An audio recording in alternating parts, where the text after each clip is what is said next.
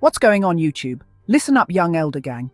This is Dr. Caldwell at you with another banger. Please make sure you like, subscribe, and share this video. Fam, I hope this video get at least 100,000 likes in this video. You will find history definitions, scripture information, and best of all, what we Americans have been deprived of from the beginning. The truth, keep in mind. This content used in this video is intended for entertainment, educational, and informational purposes only. We will give you the total truth as we best understand it today. Be sure to hit that like button. Young Elder Gang, hit that subscribe button if you're new to the channel.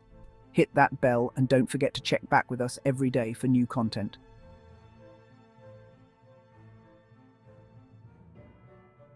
History remembers wars as explosions, dates, invasions, declarations, but what if the next world war is already here and we don't even see it?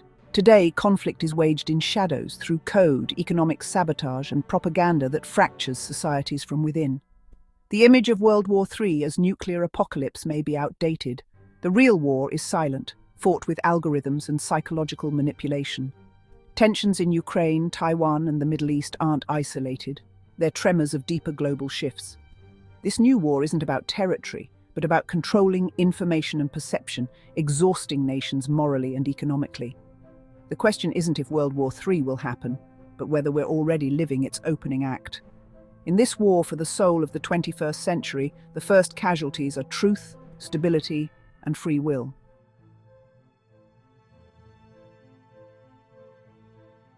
To understand today's conflict, we must look beyond official history, into the realm of secret plans and whispered conspiracies. The infamous, possibly apocryphal letter from Albert Pike to Giuseppe Mazzini allegedly outlined a blueprint for 3 world wars, each reshaping global power. The first 2 wars, the letter claims, were engineered to topple empires and create ideological battlegrounds.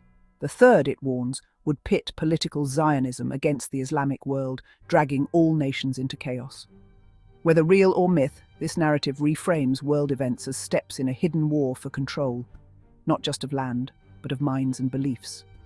The battlefield is everywhere, in our institutions, our faith, our very sense of reality. The true war is fought in the shadows, shaping the world before we even realize it.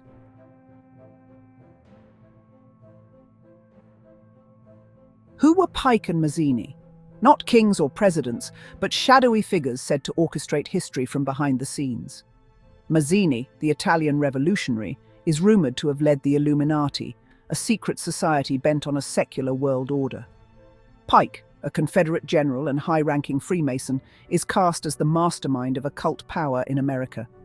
The alleged Pike-Mazzini letter links these men in a transatlantic conspiracy, manipulating ideologies like chess pieces. Secret societies, real or imagined, have always provided cover for the powerful to shape events unseen. Whether the letter is fact or fiction, its story endures because it taps into our fear that history is not random, but designed. The denial of the letter's existence only deepens the mystery, fueling belief in a hidden hand guiding our fate. The shadows of these secret plans still color how we see today's conflicts.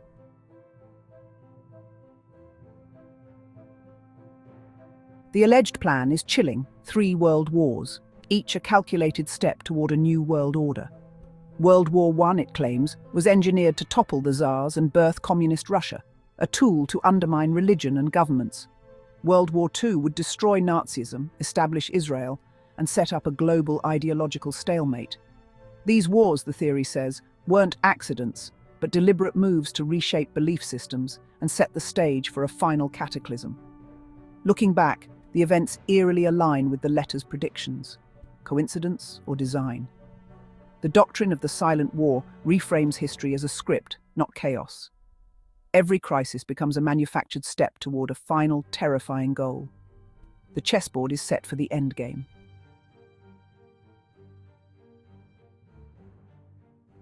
The third act is the most devastating, a war not just of nations, but of ideologies and spirit. The plan ignites conflict between Zionism and the Islamic world, drawing all nations into mutual destruction. As chaos spreads, the architects would unleash nihilism, ideologies of despair, rejecting all order and meaning. The resulting social cataclysm would leave humanity spiritually empty, desperate for something to believe in. Traditional faiths would collapse, unable to prevent the catastrophe. In this vacuum, the letter claims, A new doctrine would emerge, offering light in the darkness. The ultimate goal: destroy all old beliefs, leaving humanity ready to accept a new world order. This is the prophesied end of the Silent War, a new order rising from the ashes of the old. Before any shots are fired, the first battles of the Silent War are fought in the world of finance. This is economic warfare, waged with interest rates, currency manipulation, and engineered scarcity. Artificial scarcity drives up prices for essentials, not from real shortages, but as a deliberate strategy. The invisible fist squeezes nations and people into submission, softening them for the conflicts to come. Economic warfare attacks the wallet, but social engineering targets the mind, shaping society by manipulating education, media, and political discourse. The goal is to control not what people do, but what they think, steering public opinion so subtly that people believe the outcomes were their own idea. Critical thinking is replaced with ideological conformity, and generations are raised to view the world through a pre-approved lens. Narratives and curated information become weapons, eroding trust and breaking down social cohesion. In the end, a society stripped of identity and will is ready for turmoil, the final act of the Silent War. Technology is the final front in a silent war. Every device and app we welcome into our lives is a potential Trojan horse, trading privacy for convenience. This vast, interconnected network is both a tool for connection and the most powerful system of surveillance and control ever devised. It's a digital shepherd guiding a flock, most unaware of the pen therein. As we depend on technology, we become vulnerable. Cities can be plunged into darkness, societies paralyzed, all without a single bomb dropped. Every great war has a spark, but for the Silent War, it was a cascade of crises, conflicts in the Middle East, Ukraine, and Taiwan, carefully orchestrated to ignite global chaos. As nations rallied behind flags and justifications, the true architects remained unseen, their strategy dividing the world and draining its spirit.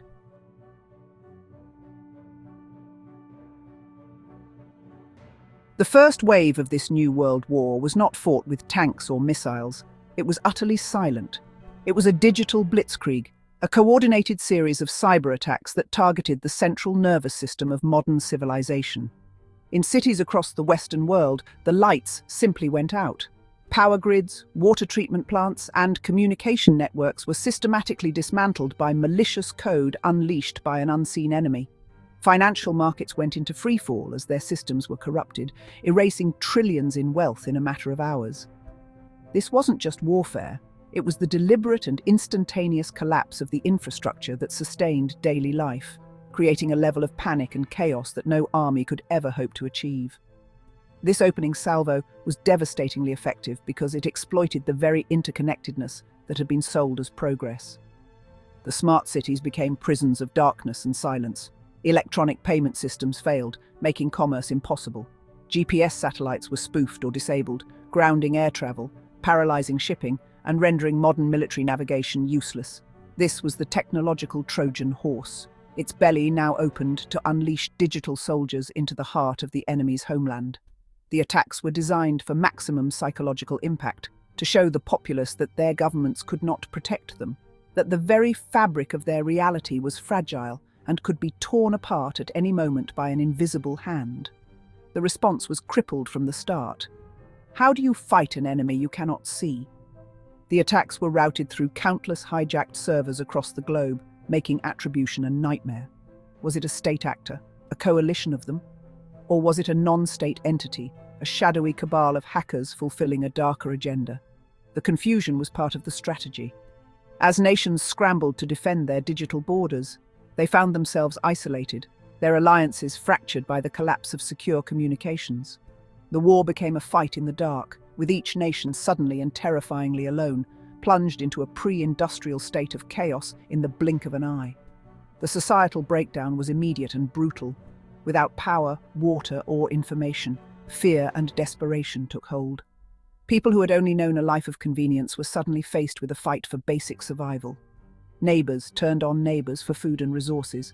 The veneer of civilization, built on the assumption of stability, proved to be terrifyingly thin. This was the formidable social cataclysm in its opening act. The digital blitzkrieg did more than just disable infrastructure. It severed the bonds of trust and order that hold society together, paving the way for the savagery and turmoil that was to follow.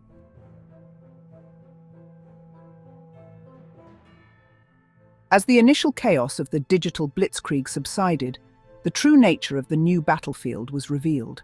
This was not a war to be won by human soldiers or traditional military genius. It was a war of algorithms, a conflict directed by artificial intelligence. On every side, AI generals processed trillions of data points in real time, analyzing troop movements, predicting enemy strategies, and directing autonomous war machines with ruthless efficiency. The human commanders became mere observers, watching as the cold, unfeeling logic of the machine prosecuted a war on a scale and at a speed that the human mind could no longer comprehend. The battle for global supremacy had been outsourced to a new form of God, a God in the machine. The battlefield became a terrifying vision of the future. Swarms of autonomous drones, directed by a central AI hive mind, darkened the skies, hunting and eliminating targets without human intervention. On the ground, robotic soldiers or mechanized autonomous weapon systems, MAWS, engaged in firefights in ruined cities, their actions perfectly optimized for lethality. This was war without emotion, without hesitation, and without mercy. The casualty counts, both military and civilian, were fed back into the AI's learning models, which then adjusted their tactics to become even more efficient killing machines. It was a horrifying, self-perpetuating cycle of violence, driven by pure logic. This reliance on AI created a new kind of arms race. The war was no longer about who had the most tanks, but who had the superior algorithm. Nations poured their resources into developing more advanced, more creative, and more deceptive AI, leading to an invisible war fought in cyberspace between competing machine minds. These AIs battled to hack each other, to corrupt their opponents' data, and to turn their autonomous weapons against their own masters. The war became a dizzying hall of mirrors, where it was impossible to know if a strategic decision was made by a human, a friendly AI, or a compromised system being manipulated by the enemy.